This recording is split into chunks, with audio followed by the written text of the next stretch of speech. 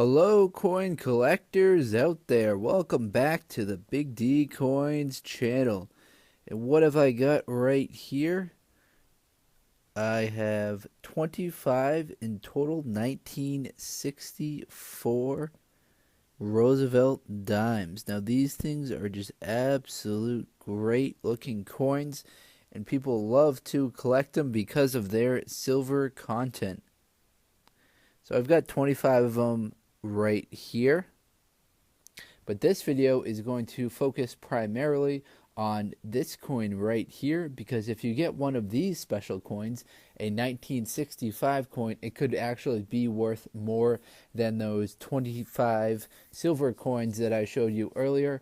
And I'm going to explain how to look for the 1965 Roosevelt dime in the special mint set, and I'm going to explain what the special mint set is.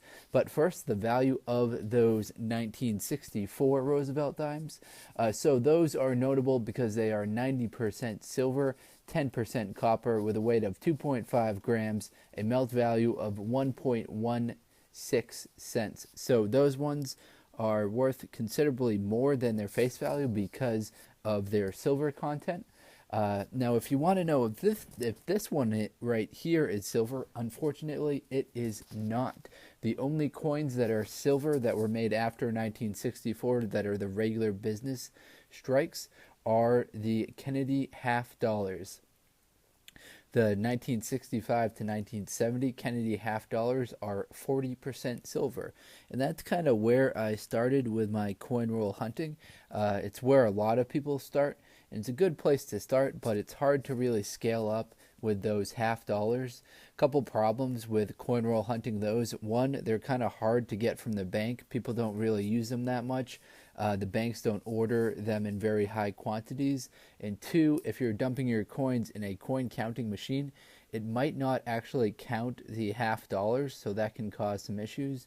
Or there might be some other complications for dumping those or rolling those half dollars. So people generally switch to nickels, pennies, dimes, and those can be a lot more fun because you can get a lot more variety and you can have quite a larger range of dates. And you can still pull out cool silver dimes like the ones you saw right here.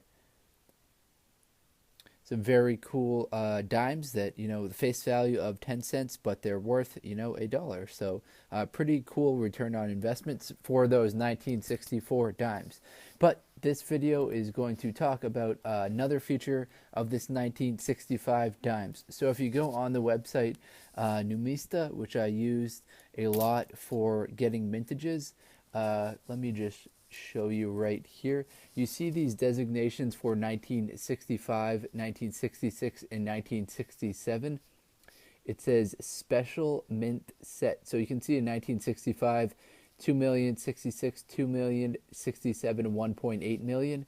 Now, if you scroll down through the rest of the website there, you'll see the special mint set doesn't repeat at any other point in the website. So the special mint set, let's talk about that a little, and then we'll get into the really high priced ones that have sold at auctions. So the special mint set is kind of a combination between a business strike, which is the normal coin, and a proof strike. So these coins were only made at the Philadelphia Mint for those specific years that I mentioned, and they didn't make any proof coins, but they wanted to give some type of coin to collectors, so they made these kind of small special mint sets, which are like a hybrid between the business strike and the proof set. People really had some mixed feelings about them because they weren't really one or the other. They were this new kind of breed of coins that was kind of fancier than normal, but not as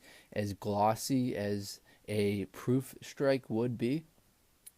So people have collected these, and what makes them valuable, what people really separates one from the other ones, is the special cameo finish that can be found on some of the coins in there. So as I said, in 65, there were 2.3 million of these proof coins made.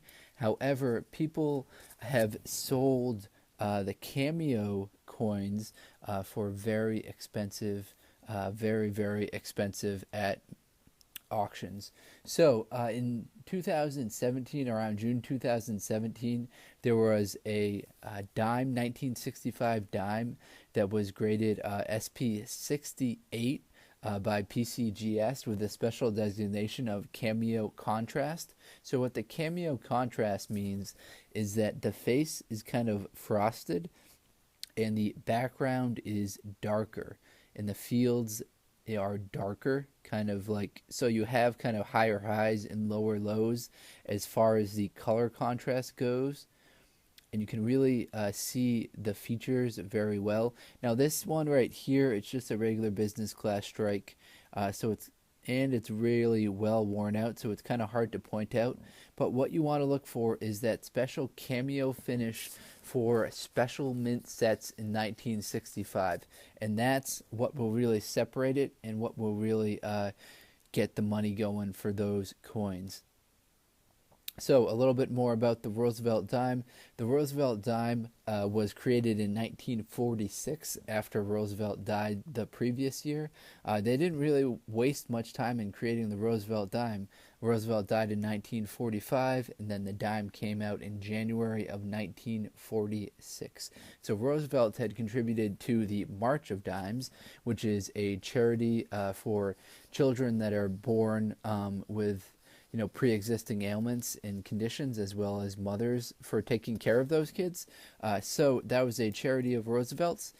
He founded the March of Dimes. They later made a dime after him. The March of Dimes was named that because he encouraged kids to send in dimes, and then the dimes would go toward that charity. So that's a little bit about Roosevelt. Hopefully you enjoyed this video about the 1965 dime. Not my highest quality video that I made recently, but wanted to get the word out there.